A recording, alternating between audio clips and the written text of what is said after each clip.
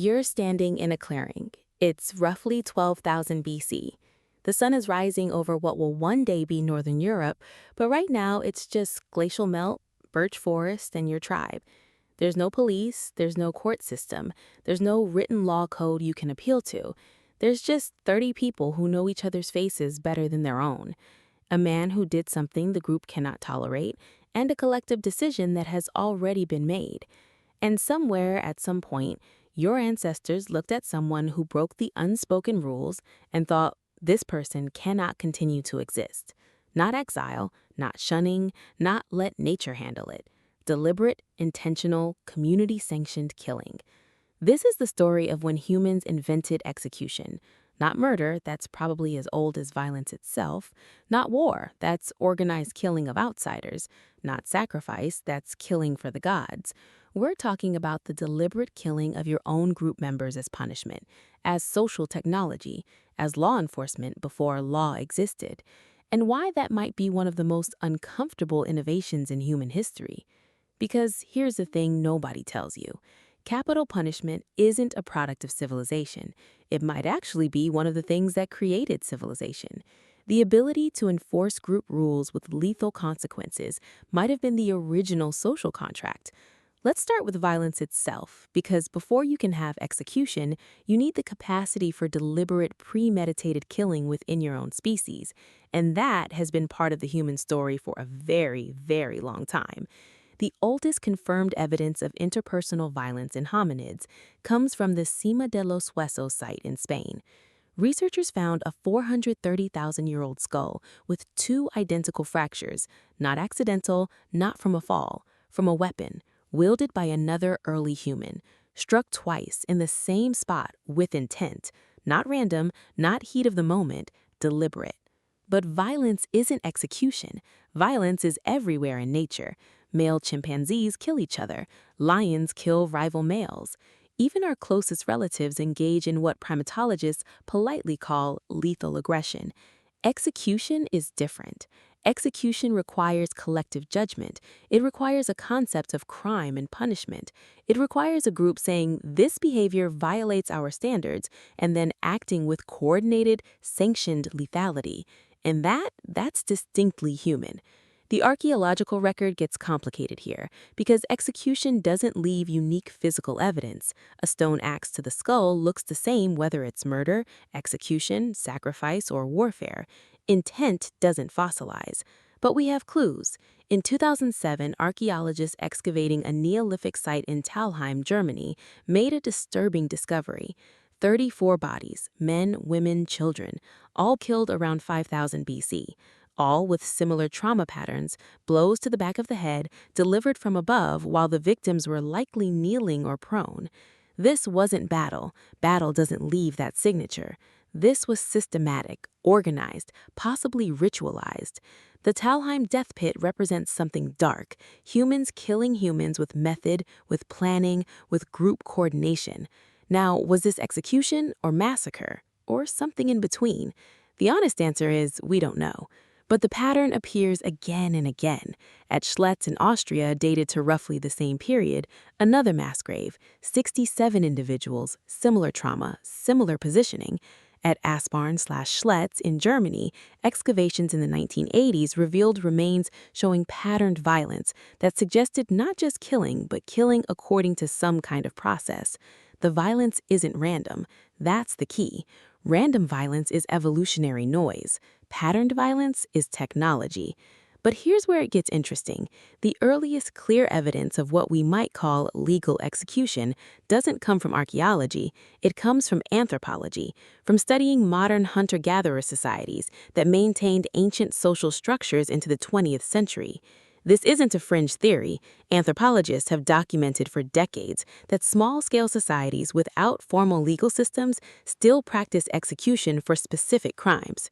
Christopher Bohm, an anthropologist who spent his career studying egalitarian societies, proposed in his 1999 book, Hierarchy in the Forest, that execution, specifically the execution of overly aggressive or domineering males, was a key mechanism that allowed early human groups to remain egalitarian.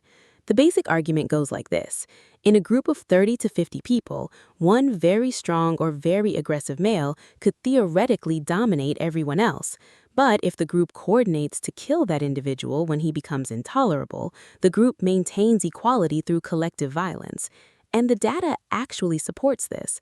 Studies of societies like the Kung San, the Hadza, and indigenous Amazonian groups show that execution for repeated theft, murder, or socially destructive behavior was not only practiced but considered necessary for group survival. The execution wasn't carried out by one person, it was collective, shared responsibility, shared moral weight. That's the pattern. Think about that for a second. Before we had prisons, before we had exile options into empty land, before we had any alternative, early human groups maintained social order through the ultimate deterrent. If you threaten the group's survival, the group kills you. Let's talk about the Code of Hammurabi because it's one of the earliest written records we have of formalized execution. Dated to around 1750 BC in ancient Babylon, Hammurabi's code lists dozens of offenses punishable by death. Not just murder, though that's there, but also theft of temple property, kidnapping, adultery in certain circumstances, even poorly constructed houses that collapse and kill someone. When they translated the stele in the early 1900s, scholars found that roughly one-third of the code's 282 laws prescribed capital punishment. This wasn't new behavior being invented in Babylon. This was ancient, unwritten practice being codified, being written down, being standardized. And here's the question that should be sitting in the back of your mind. Why write it down at all? Because by 1750 BC, human societies had gotten too large for informal execution to work. You couldn't have collective group consensus in a city of 50,000 people. You needed rules. You needed state authority. You needed executioners who acted on behalf of an abstraction called the law, rather than personal grievance. Execution had industrialized. Now, cross-culturally, the pattern repeats. Ancient China, the Book of Documents, dating to around 1000 BC, describes 5 punishments, the most severe being death, administered for crimes against the cosmic and social order. Ancient Egypt, evidence from the Old Kingdom, 2681 to 2181 BC, shows execution was used for tomb robbery, treason, and certain religious violations. The methods varied: beheading, drowning, burning, depending on the crime and the criminal status. The 12 Tablets of Rome, around 450 BC, prescribed death for everything from theft at night to singing insulting songs about public officials. Honestly, if that standard still applied, social media would be a bloodbath. What this universality means is that execution isn't a cultural accident. It's not something one civilization invented and others copied. It emerged independently, repeatedly, across every major civilization we have records from. That suggests it's solving a specific problem that all large-scale human societies face. How do you enforce rules when violence is always an option, but chaos is unacceptable? Here's the part of this video that nobody expects. A lot of what ancient humans did around execution was more intentional than what we replaced it with. Not more humane. Absolutely not more humane. Ancient executions were often brutal, public, designed to maximize suffering and deterrence. But within the domain of understanding why societies execute, there's a compelling argument that modern societies have lost clarity about what execution is actually for. Ancient societies were explicit.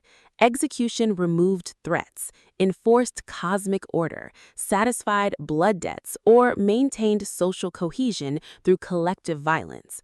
Modern societies say execution is about justice, deterrence, or public safety. But the data on deterrence is mixed at best. Most criminologists agree the death penalty doesn't significantly reduce crime rates.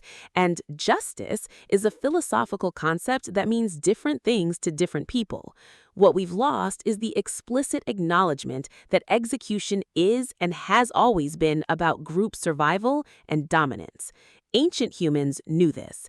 We've built elaborate moral frameworks to avoid saying it out loud. None of this is a moral failure. It's the product of philosophical progress, human rights movements, and the luxury of modern security. But the rates of incarceration, the debates over lethal injection protocols, and the profound moral discomfort many modern societies feel about capital punishment are real, documented, and historically unusual. For most of human history, execution wasn't a debate, it was a tool, brutal but understood. So, when did humans invent execution? The honest answer is we don't know exactly, and we probably never will. The physical evidence takes us back maybe 7,000 years with some confidence to the Neolithic mass graves where patterned violence suggests something beyond simple murder. The behavioral and social drive that underlies execution is almost certainly far older than any artifact we found. What we do know is this: the behavior is extraordinarily old. It predates cities, it predates agriculture, it predates writing. The thread that connects a Paleolithic band executing a dangerous member and a modern state carrying out a death sentence is unbroken. The scale changed, the justifications changed, the methods became more humane, or at least less public, but the core behavior, the collective decision that certain actions or certain people are incompatible with group survival, followed by deliberate, sanctioned killing, that was already ancient by the time anyone thought to write it down.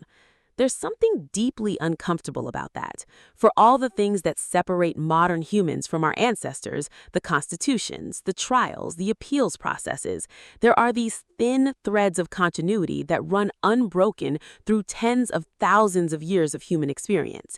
Violence, rules, consequences. A group of early humans deciding someone must die is a courtroom deciding someone must die.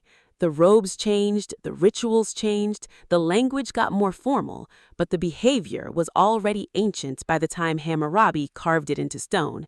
Next time you read about a death penalty case, whether you support it or oppose it, you're engaging with something far older than nations, older than laws, older than the concept of justice itself. You're participating in one of humanity's oldest and darkest innovations. You're asking the same question your ancestors asked around fires 15,000 years ago. What do we do with someone who cannot continue to exist among us? The answer has always had the same final form.